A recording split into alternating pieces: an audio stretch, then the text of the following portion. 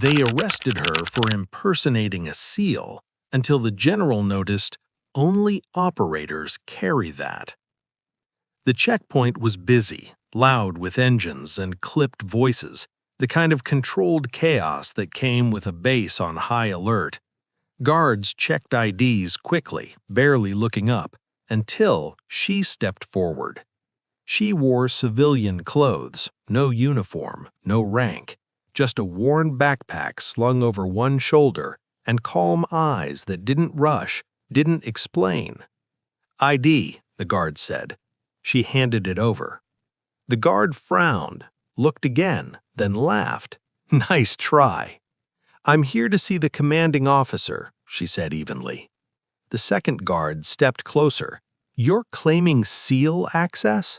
"I'm claiming I was told to report." They exchanged a look, one that said they'd seen this before, people pretending, people chasing stories. "Turn around," the first guard said, "hands behind your back." She didn't argue, didn't resist, just complied. As the cuffs clicked shut, a small metal object slipped from her jacket and hit the ground with a dull sound. The guards froze. It wasn't flashy, no engraving meant to impress, just a compact, scarred piece of gear, old, functional, unmistakable to those who knew. A passing officer stopped, then another. "What's going on?" someone asked. "She says she's a SEAL," the guard scoffed. "Impersonation." The officer bent down, picked up the object, turned it once in his hand. His face changed. "That's not something civilians carry." Moments later, the air shifted, vehicles stopped, conversations died mid-sentence. A general approached, flanked by aides. His eyes went straight to her hands, cuffed, steady, unshaking. He looked at the item in the officer's palm, then at her. "Where did you get that?" he asked quietly. She met his gaze. "Issued, a long time ago." The general didn't smile. He stepped closer, studying her posture, her stillness, the way she carried silence like armor. "Remove the cuffs," he said. The guards hesitated, then obeyed. The general handed the item back to her with both hands. "Only operators carry that." The checkpoint was silent. She slipped it back into her jacket. "Permission to proceed, sir." He nodded once. "You're late." She allowed herself the smallest smile. "Always am." As she walked past the stunned guards and into the base, the general turned to them, voice calm but sharp. "Next time, look closer." And just like that, the truth settled in. They hadn't arrested a pretender.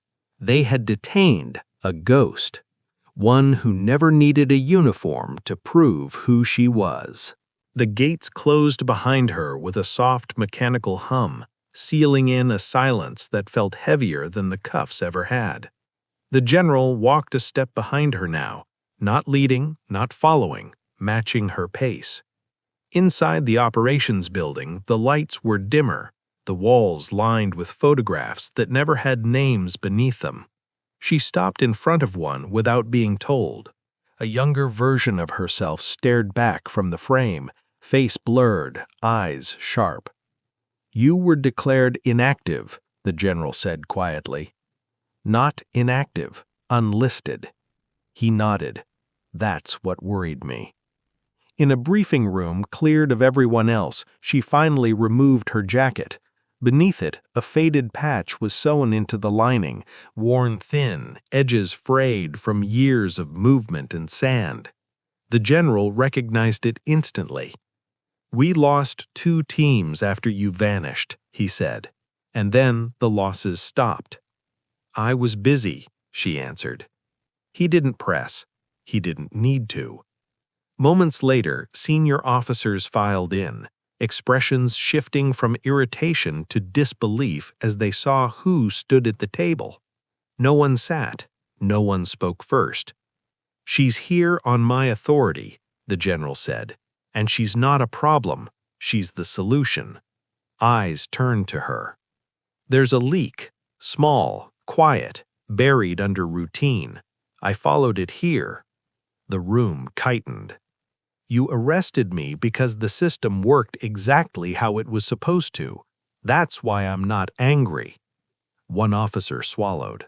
Another nodded slowly. The general folded his hands. What do you need?